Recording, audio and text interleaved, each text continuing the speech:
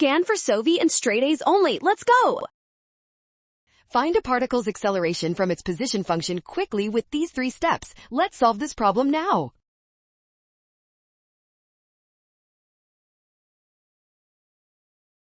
First, we need the velocity, so we take the derivative of the position function. The derivative of e to the negative 2t plus 3t squared gives us our velocity function.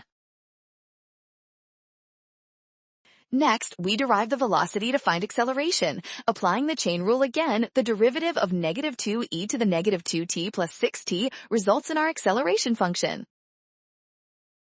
Finally, plug in 3 for t. This gives 4 over e to the 6th power plus 6. Option D is the final answer.